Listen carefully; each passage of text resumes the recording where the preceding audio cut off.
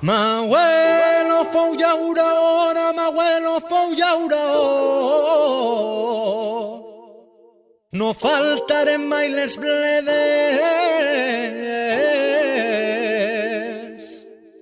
I ara que ja soc padrí, que vull ser llaurador,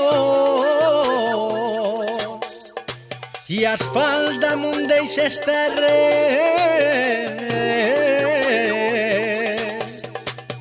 Passa el temps, roda la cadena, ara asfalt on hi havia terra, operaris, actors secundaris d'esta brama. Va de vie, un programme sobre tot que envolta el binatural, de la mà de Jérôme Chénaud. A tots es donen faena, i jo tenia el meu camp, ja no treballen la terra, ens venen prosperitat, prometen serà duradera. Brutal! Disculpeu si us he assustat, però no podia arrencar aquesta crònica sense el nostre crit de guerra brutal. Bon dia, bona vespre, amics i amigues de Va de Vie, el vostre programa setmanal sobre el vi natural. Igual ja heu begut un vi amb una etiqueta negra i escriptura groga i roja que es diu Brutal sense saber si era una marca o un celler. El 2021, Romain Coll, periodista i fotògraf, publica un llibre en francès d'entrevistes a vinyaters naturals del sud i del nord de Catalunya titulat És brutal, que actua amb violència, que no té delicatesa, segons el diccionari francès Larousse.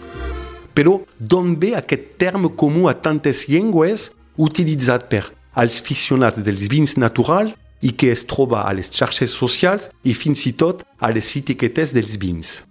Cal remuntar-se al 2007 o 2008, no sabem, quan Laureano Ceres del Pinell de Brai i Joan Ramon Escoda del Tossall Gros va emprendre un viatge, direm, ecològic a la Loire amb Antoni Tortul i Rémi Pujol del Llenguadoc, 4 vinyaters naturals.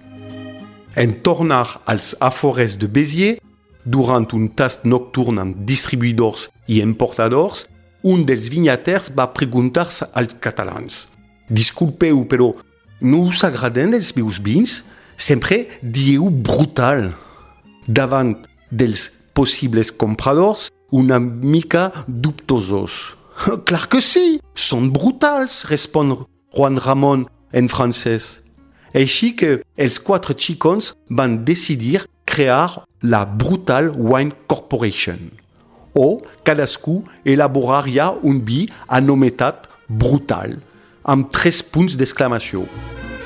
Així hi ha els nostres 4 amics en plena nit davant de l'ordinator d'Antoni Tortul, dissenyant una etiqueta per a vins sense més obligació que la de ser naturals, sense sulfits afegits. Cap registre de marca, cadascú és lliure d'apropiar-se del nom i del visual en total consonància amb la filosofia dels vins lliures. Raïm cultivats segons principis agroecològics, collits a mà i criats sense intervenció química o mecànica. Des de llavors s'han elaborat vins brutals, tant tranquils com escumosos. Són botes singulares, de vegades experimentals, sovint diferents de la producció del celler. El moviment comença a Catalunya i després a França, amb Jean-Louis Pinto a Rieja, Jean-Luc Michel Charrenger, Claude Staub, Jean-Marc Dreyer a Alsàcia, Patrick Boujou al Puy-de-Dôme. Continua a Espanya, amb l'amic Chris Bagno a Carricola, el Mariano Taberner, mestre de les Bombolles a Requena, Susana i Juan de Piga, també a Requena, Roger Diez de les Foes a Castelló, Ismael Gozado a Castellà i Lleó, Antonella Gerosa i Massimio Marchiori al Penedès, més Antonio Vilches a Andalusia, i, com que el vi natural no té fronteres, trobem el vi brutal de Valentina Pasalaca a Puglia, Itàlia, o a Austria amb Stefani i Eduard xep és el boc. Segur que n'he oblidat alguns. Probablement que s'hi incorporen cellers nous i botes que faran històries per a contar als nostres fills. Perquè més enllà dels discursos dels sommeliers és la identitat i la singularitat d'aquesta idea boja que la fan gran. Vins vius i lliures a gaudir, com es diu en la nostra llengua. Ara escoltarem les paraules originales del gran Laureano Ceres contant-me la història, no sé per què en castellà, del vi brutal. Salut y vi. Hola, Jerome. Mira, la historia de Brutal, hay muchas cosas escritas, yo qué sé. Yo creo que estaba allí el día que pasó todo esto y era una noche que habíamos probado vinos en el sur de Francia, cerca de Béziers y en Béziers, y en una bodega con Anthony Tortul de la Sorga, un domaine del sur de Francia, con Rémy Puyol de l'Étang Fetut, que es otro domaine del sur de Francia. También estaba Joan Ramon Escoda de la Conca de Barberá y estaba yo de la Terra Alta. Con unos importadores habíamos probado vinos toda la tarde. Habíamos cenado en el Octopus, un restaurante de Béziers, y después fuimos a casa de Anthony Tortul y tomamos ahí pues más vino y no sé qué. Y los importadores aquellos se habían dormido, estábamos como los cuatro en aquel momento y había un dicho, es decir, oye, ¿no os han gustado ninguno de nuestros vinos? Los franceses a nosotros, pero claro, nosotros decimos, hombre, estábamos probando los vinos y decíamos todo el rato que muy buenos y tal. Y no, y el tío dice, no, es que decíais todo el rato que eran brutal. Claro, brutal en Francia es como un sentido de violencia, como en inglés y esto, pues es la misma palabra. Y bueno, nos reímos mucho y dijimos, hombre, decíamos brutal porque nos parecían muy buenos aquí.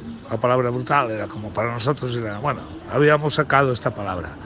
Y total, que dijimos, pues vamos a hacer la Brutal Wine Corporation, vamos a hacer los cuatro una barrica todos los años de un vino que sea brutal y pondremos esta etiqueta. En ese momento eran las 3 de la mañana o las 2 o las 4, no lo sé, y hicimos la etiqueta en el ordenador de Anthony Tortul y a partir de ahí pues nació la historia de Brutal, que es un vino pues que cada uno puede hacer lo que quiera y ya está, con el corazón siempre, y ya está. Nada más que eso, esa es la historia simple. A partir de aquí hay muchas historias más, supongo, porque uno dice al otro, el otro dice al otro, y ese es mi recuerdo. Tampoco puedo decir que yo tenga toda la verdad absoluta, ¿sabes? Pero bueno, es así, más o menos.